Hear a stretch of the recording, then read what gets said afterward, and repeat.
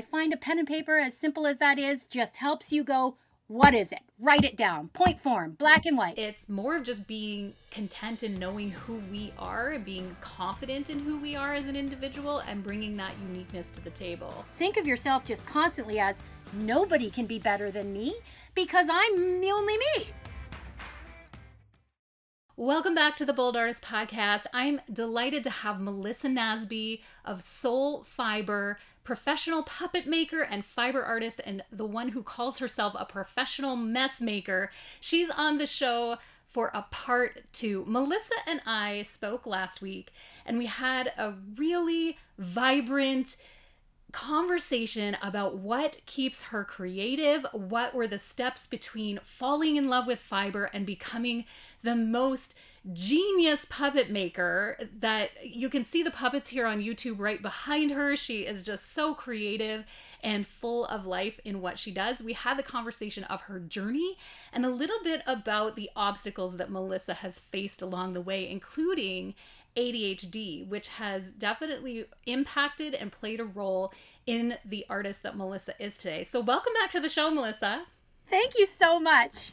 I am so thrilled to be talking to you once again. As we mentioned in the last episode, you and I are actually personal friends. We get to live in the same city, and I've gotten to see your journey firsthand. And I have to say, Melissa is just one of the most genius artists that I know, full of creativity, and such a delight to have you here on the Bold Artist Podcast. A lot of our listeners are painters and pursuing different mediums than you, but your story and the challenges that you face have definitely, you have something that resonates with all of us. Like, your story is like part of the story of all artists overcoming challenges.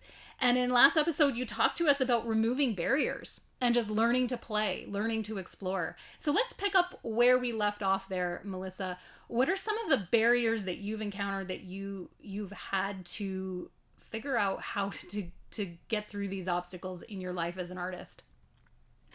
Well, that's a great question, and we all have them, whatever they are, and how some people may only have a tiny little barrier, but it's a block for them. So I call them blocks in my own world because with ADHD, they're very real. It's like a roadblock, a wall. Okay. So for people without ADHD, it just could be fear, usually fear of wasting time or not being good enough or being accepted.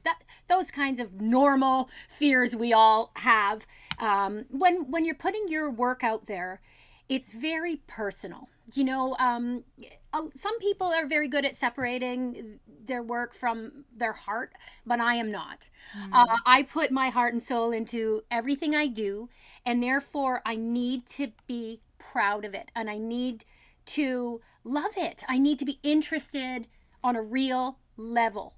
So I think the roadblocks are you doing things that aren't making you happy? Are you doing it just to make money? If remove the money then for a moment and practice for a bit and say, is this still bringing me the same amount of joy or more?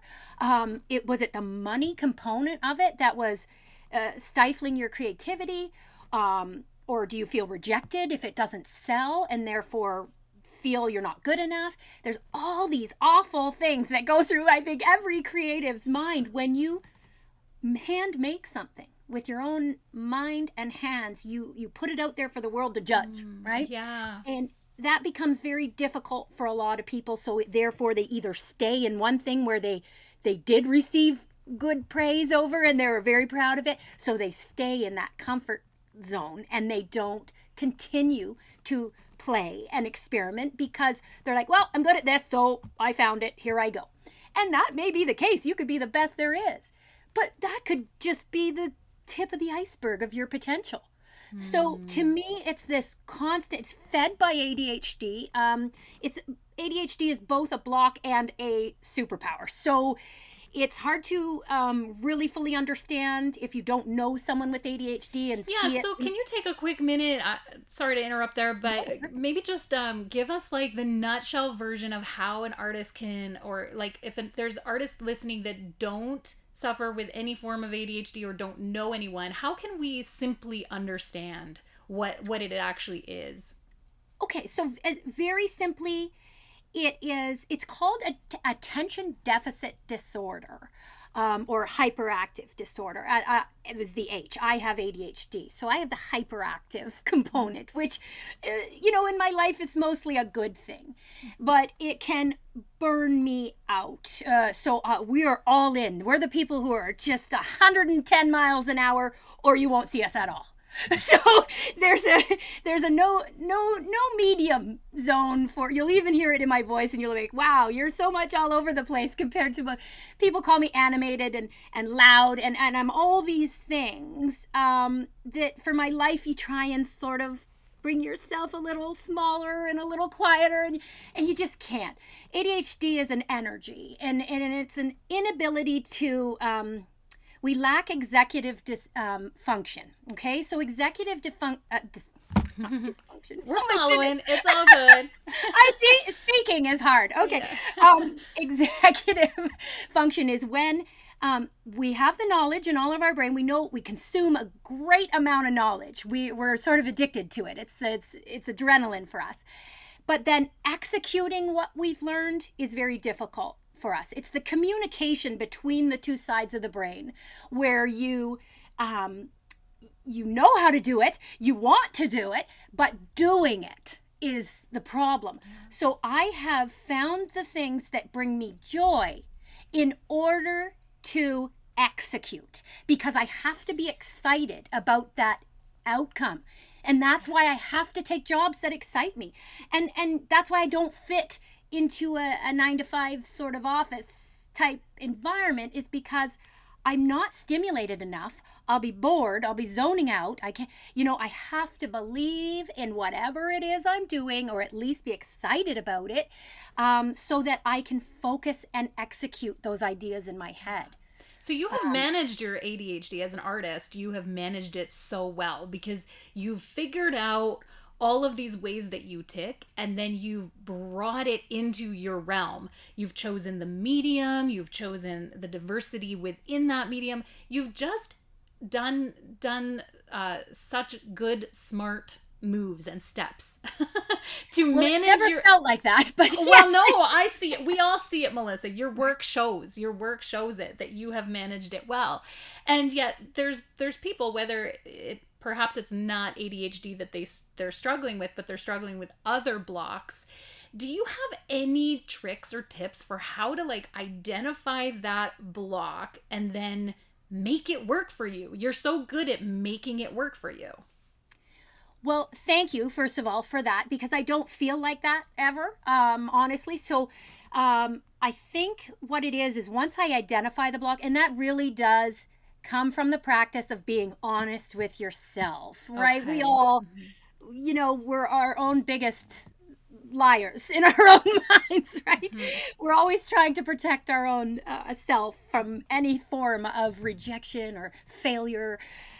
So we have this built-in, all of us, ADHD or not, have this built-in resistance to want to put ourselves out there and fail. But what I find is when I identify that, like I said, with putting off live streaming, for example, this has been a big block for me. I don't want to admit how long I've been putting it off, but it's a long time. And I identify it. So once it's like a stages of, grief mm-hmm. almost, where you're like, okay, you're in denial for a bit. And then you have to go through these processes with your own self. But the more you do it, the more quickly you start to recognize you're in that pattern.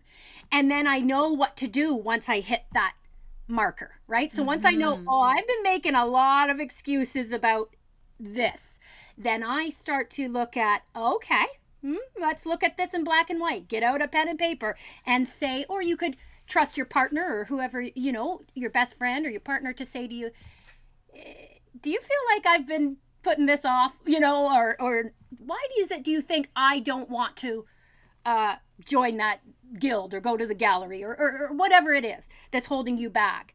And then I have an honest discussion with myself and I say, okay, well, you're scared. You're going to say something stupid. You're going to look stupid. Those are my fears because it's amplified by ADHD, because with ADHD comes anxiety. And I do say, my mouth runs off faster than my brain can keep up. And that's it. It's funny because, some people are just like that, but I'm really, I know I'm like that. I know I'm going to say something. So it's real. But then I thought, well, if I'm out there and telling people that this is the way I am, then maybe they'll have a little bit of understanding. And I'm starting to say, okay, then if that's my block, I'm going to come out with it on my stream to say, hey, guys, I'm an artist and I'm Melissa, but I have ADHD. So you're going to see me do some weird things backwards or say something before I've thought about it. But this is me, and I still make great things, and I still have lots to offer. So I identify the block, and I have that hard conversation with myself, and I find a pen and paper, as simple as that is, just helps you go, what is it? Write it down, point form, black and white. And then you say to yourself, okay, is this something that I should give up or move on because this block is never going away? Or is there ways that I can start, either move that block to the side, tear it down completely? And then sometimes I engage friends or family members to help and say, have I been doing this? I almost need a check person, to say. That's such good advice. And I got thinking as you were describing this, Melissa, how unique of a person you are. You are truly unique, one of a kind. And everything you make, all the puppets that I'm seeing behind you, everything you touch and make is so unique.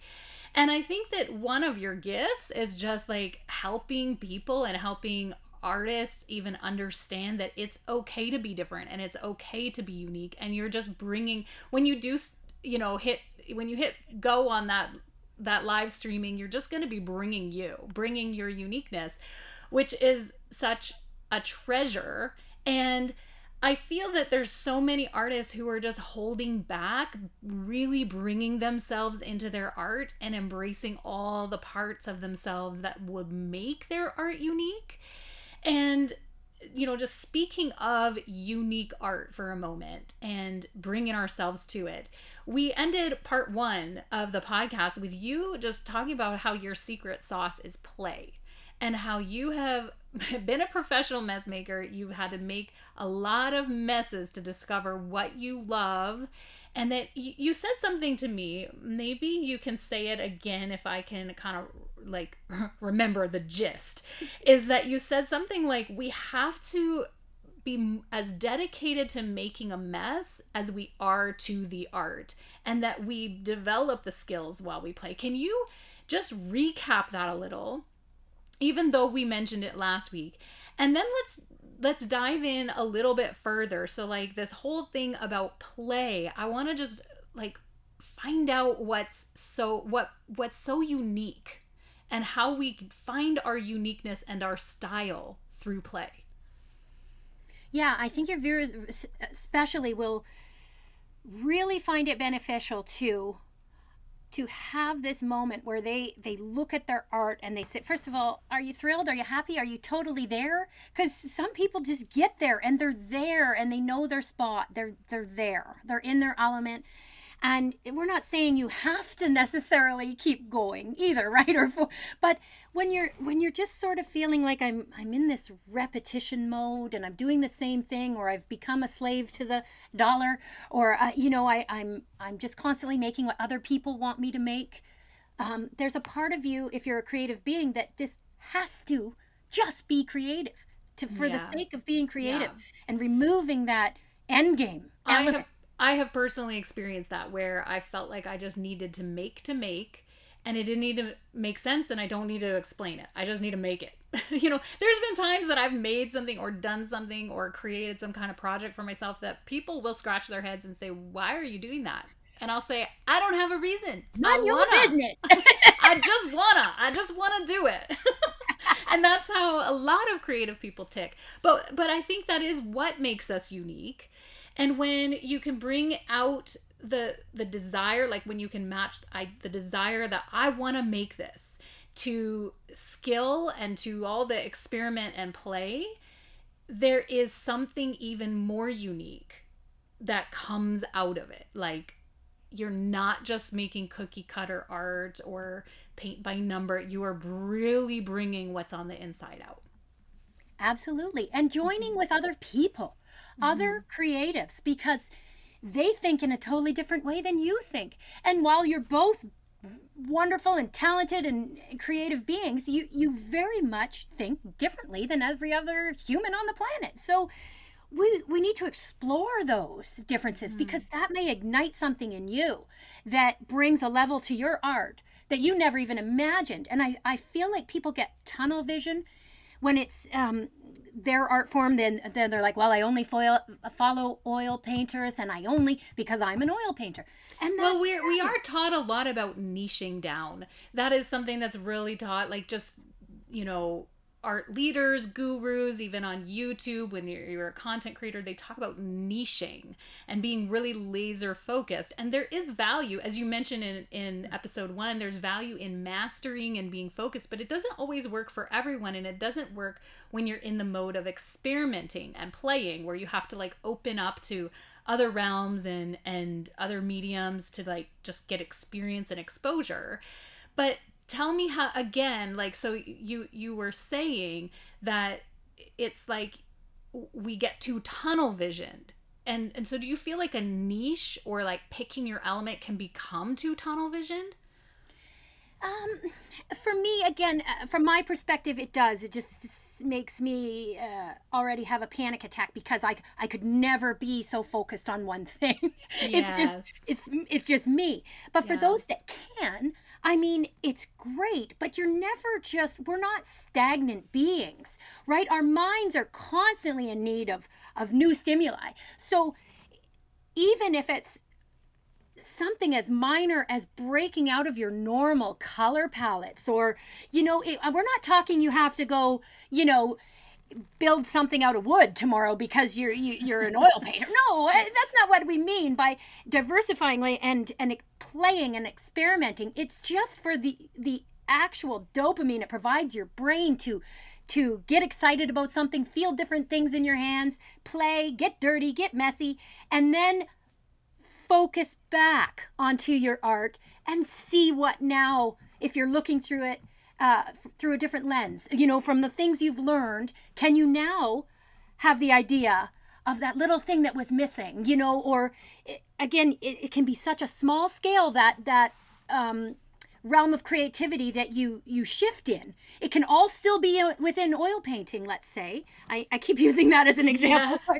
But I don't want to exclude watercolor artists or anyone else. But there's so many amazing things you can do by bringing in another element into your watercolor painting or your oil painting. So whether that just is a new product or a new color palette or a new way to, display it, a different type of canvas. I mean, just to explore and open push your boundaries. Yeah. To reach a new level that you didn't even know existed. And it is creatives who constantly pave new ways of thinking. But if we're not out there trying it, then it isn't happening. So give yourself that permission to try new things, whether you have an end goal in mind or not. We're taking a brief intermission in today's episode to thank Bold School for creating this podcast, to give artists voices and a place to learn bold color art and painting in Bold School.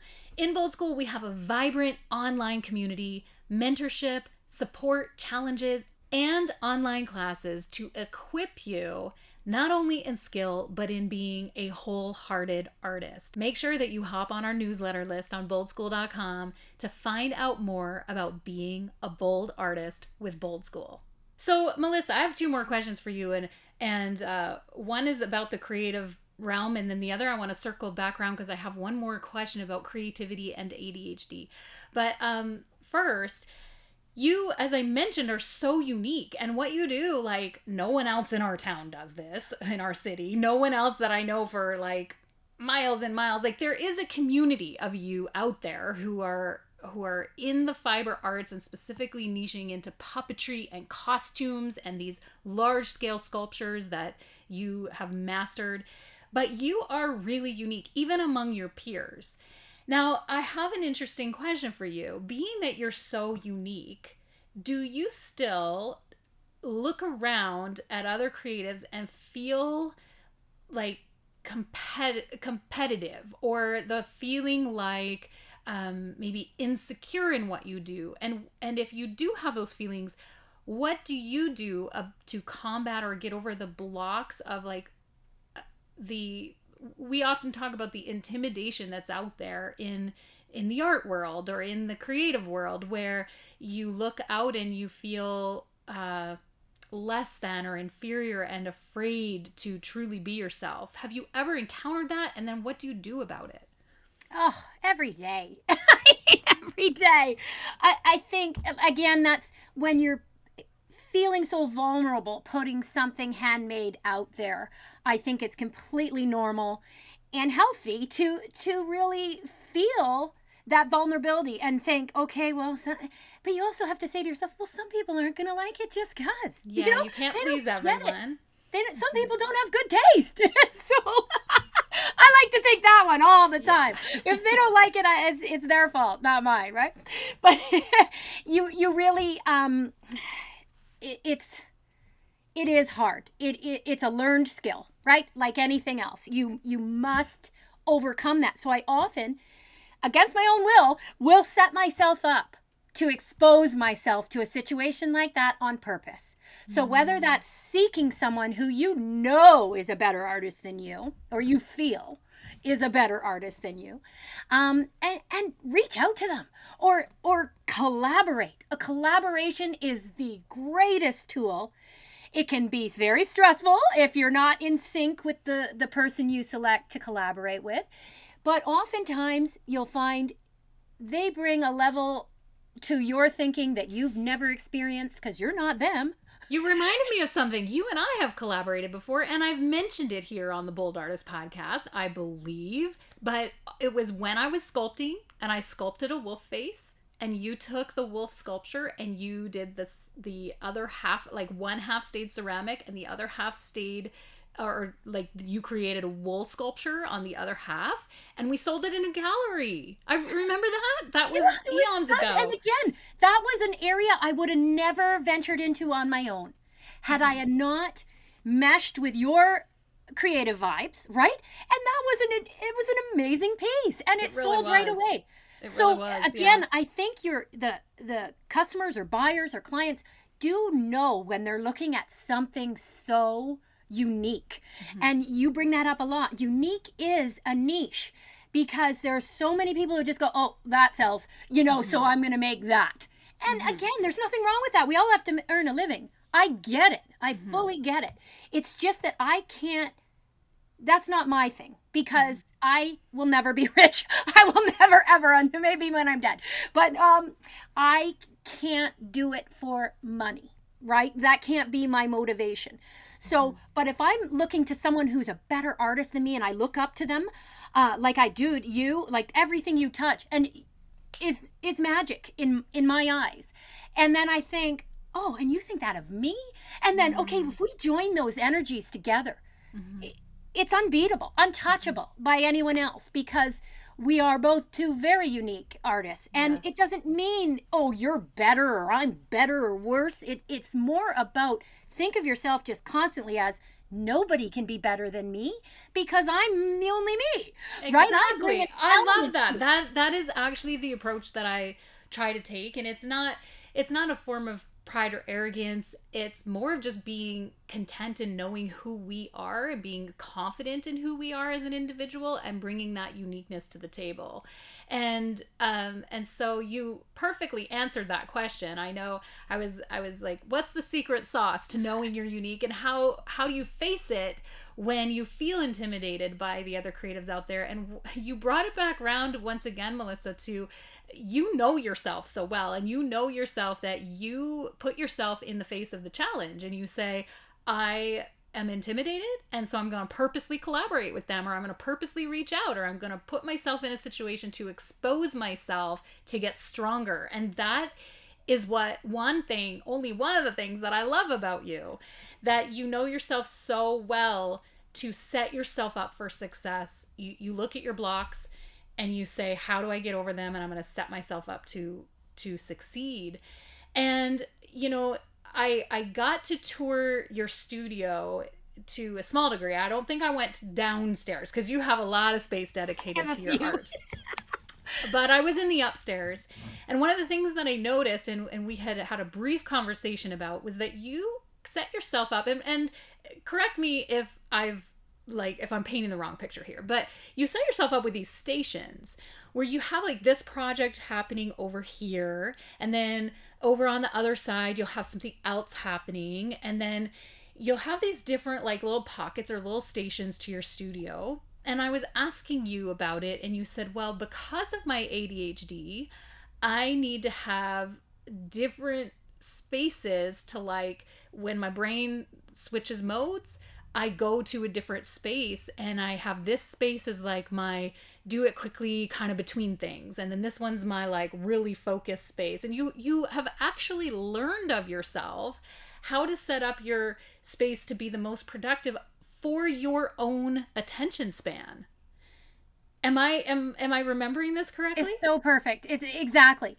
And I understand that a lot of people maybe they don't have the space. I'm at the age where my children are adults and have moved out. So yes, I've fully taken over the rest of the entire house to create these little areas, because I know that that's how I'm the most productive. And the downside of ADHD for me is if I don't feel like I've made something or made progress or created something that day, I get real down on myself, and there's a lot of negative talk that comes with it. It's this burning underlying anxiety that I'm like, well, you're not producing as fast as this other artist, or you're not, what have you been doing with your time? I feel this constant need to produce and feel like I've accomplished something. So that, I also have learned, appeases my nerves, right? I need to be productive. So in order to do that, I realized I can't just be productive in one thing. Remember, that's bad for my brain. One thing, one focus is a bad recipe for me. So if I'm able to set up these projects all around where I can burn out my dopamine on one, I get to a point where I'm either exhausted or I have no more new ideas, I walk away from that one and straight to another one. And it can be in a totally different medium. But that allows my brain to relax, reset creatively. I stop thinking about the other project that was giving me a bit of, a challenge or whatnot. And it's no different than, get fresh air, go for a walk. All of the good things they tell just regular folks to do when, you're getting tired or burnt out. And I just know that I need to keep going, though. There's no kind of shut-off dial for me. I'm awake or I'm asleep. And those are the modes. And when I'm awake, it's go, go, go, and it's produce. And then that keeps all the negative energy away, where what'd you do today, or feeling lazy, or those are the negative thoughts I get with ADHD. So I need to do this, and I've set it up where, okay, now at all times I've got a headdress on the go over here, I got a puppet on the go over there, and a sculpture. And then that way, each one, as I walk up to it fresh and new, reignites all of those awesome feelings, all the awesome vibes that you want to have when you come to a project fresh. Right? Yes. I was just really struck by the fact that you knew yourself so well that you would set yourself up with these success stations. Like you just knew my brain's going to switch modes and I'm just going to get through my productive day moving from station to station, which is brilliant. And something I actually think about and implement, and I know I'm in a different realm or different mediums than you, but I think about that and I'm like, okay, this is what I do. When my brain is done, I'm going to move over here. And so I learned from you in that realm. And so, Melissa, can you touch for just a minute on, because you mentioned your kids have moved up, grown up and moved out, and your life with family, how the support system around you has helped to facilitate your life as an artist, because I know you have a lot of amazing support, and also because you do have ADHD, you're unique in this way. So what does the support system look like for you? Well, and the support system is critical, and I know there's people out there that just don't have it. So it is difficult. But that's something then I would suggest you join courses and you seek out the like-minded individuals in your home. Then if you don't if you don't have them, like a partner. I am so lucky that my husband of 27 years is a brilliant creative as well. So but more in the woodworking department. He's a construction carpenter and a timber framer. He has a ton of skills. So that supports me tremendously, because he is able to, there's a point that I get to that I need an armature or an understructure it's really more, hammer and nails kind of thing, which I can do. I have the skills. I just, there's no dopamine in that for me. So yeah. Those are the jobs I want to pass off, to hubby, and he supports me with his heart and soul. So he always is available and ready to build me whatever I need, and that elevates my art. Without it wouldn't be the same, and that's just, there's no getting around that. If you have someone in your life with skills, it adds, obviously, right, to your ability to put out quality pieces of work. But not everyone needs that. I'm talking sculpture, so not everyone needs that kind of support, but I do, and I have it, so I feel very, very lucky. Yes, and that's support in the skills, but there's also the support in all of the loved ones around you understanding how you tick, and that you need space, and that you need to create, and you need to make a mess, and you need to play. Like, there's just support in the mess making. Yeah. That knows that, okay, mom's in her zone, like, don't bug her, because I get the hyper focus, right? That's very much part of ADHD. And I will work 16 hours a day on something, and I won't eat or pee or, it's just awful. It's not healthy, but it's how I tick. And everyone in my family is also ADHD, so we all get it. We know. But they know that, and my husband's so tolerant and supportive of that, because he knows I'm hyper focused. There's nothing that's going to break that until I am physically drop of exhaustion or run out of materials, whichever comes first. Yeah. I'm thinking back to a time when in the puppetry, you actually purchased a puppet truck. And so this is one of the things about Melissa that I'd love to just paint a picture of here, is like, this woman knows how to grab a hold of her ideas and make them happen. And you do the most interesting things. And so tell me, just in closing, we do need to wrap it up, but like, what are some of these most interesting things that you've ever done? You've had a puppet truck where you took around puppet making supplies at kids' birthday parties, and you have done just really interesting things. Just give us a couple. Give us a couple more. The puppet business, I think, is my proudest achievement. I don't want to confuse any listeners that it equates to financial success. We're not going to go down that road. Okay. But it does. I'm so proud. I developed that puppet company from scratch, from the idea percolating in my brain to making it happen, and then physically making it. Yes, I spent a year researching clay. 1 year I devoted to So let's interject this into one of these interesting things about Melissa. And the reason we're sharing it on the Bold Artist podcast is to inspire you to get out of your boxes, create, play, think bigger, because this woman knows how to do this. But Melissa has a secret clay recipe that she doesn't tell a soul, and it doesn't crack when it dries. She makes this and she implements it into her puppetry and her artwork. But you researched and created this clay like a scientist until you found the perfect formula, and you keep it under lock and key. I do. I'm actually worried because I don't even have it written down, and my memory is bad. Well, you need to put it in a safety deposit box and leave it will I better get it written. That'd be my luck. I forget my own recipe. But yes, I did, and it's critical in everything I do.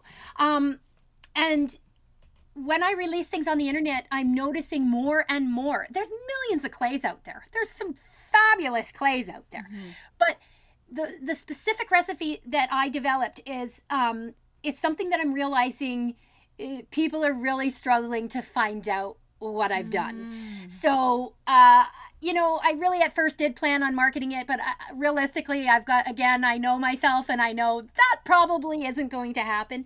But at the same time, it is something I keep tight to me because I'm really proud of it. I took a lot of time and energy to develop it. And over time, it's just proven itself more and more and more. And I'm able to do sculptures that other people can't because of the weight of my clay.